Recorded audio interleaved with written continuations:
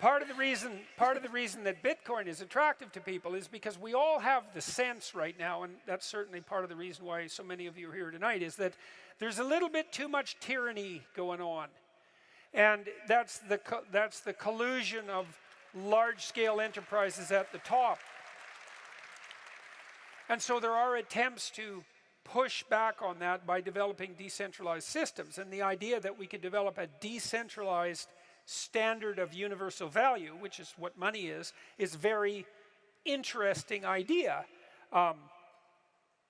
I've done what I could to think through the Bitcoin proposition, and it makes sense, but that doesn't mean it's right. You know, I went to a Bitcoin conference a while back, and it was full of Bitcoin enthusiasts, and of course all they wanted to hear was enthusiastic things about Bitcoin, and fair enough, you know, because it's not like I'm a great fan of the fiat currency that allows governments to print money and inflate away value, because that punishes people who are sensible and who make the proper sacrifices. It's inflationary, as you're all seeing right now. It's a very bad idea.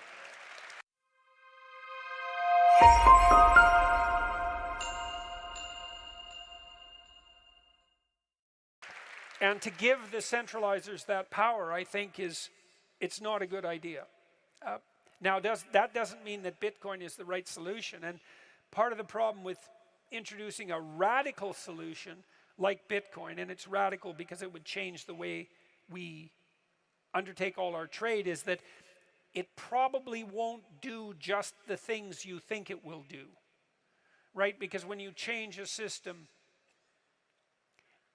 that is so complex you don't understand it, like when you disrupt the supply chain to hypothetically control COVID, all sorts of things happen that you don't expect, which is what conservatives always remind liberals. It's like, don't be thinking that your revolutionary change is only going to bring about the positive things that you envision, because you don't know what you're mucking about with.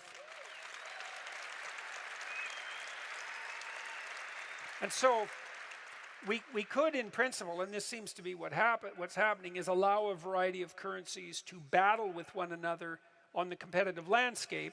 And we sort of have that internationally because every currency has to trade against every other currency. And now we've added cryptocurrency to that mix. And that seems to me to be a good experimental option. And maybe Bitcoin will aggregate to itself the value that its adherents claim. But that remains to be seen, and it doesn't mean it's a pathway without pitfalls, right? Because we imagine Bitcoin was successful and all of a sudden we never had any control over, we really never were able to exercise control over our monetary system again. Because that's what it would mean, because it really is decentralized. And if Bitcoin and the blockchain technology truly obtained the upper hand, we would have put our economic system outside of the political domain. Now, you can make a case that maybe that would be an okay thing, right? Because you don't want the standard of value subordinate to political machination. But it also means that it's no longer subordinate to the collective will, the collective express will of the people as manifested in the electoral process. And we don't know if that would be a good thing. And it's a hell of an experiment to run, because you won't know the outcome until you can't alter the results of the experiment. So, you know, I have some investment in Bitcoin because I'm curious about it, and it's a compelling idea. It's a genius idea, but that doesn't mean that it's destined for success. So I'm pro-decentralization. I like the idea that mendacious,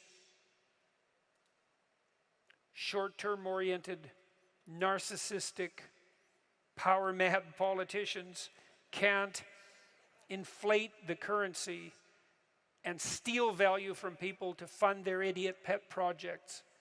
But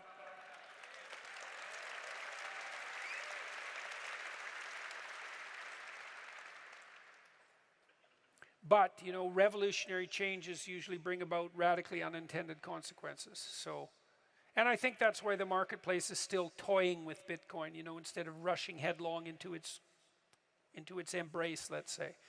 So So that's what I think about Bitcoin.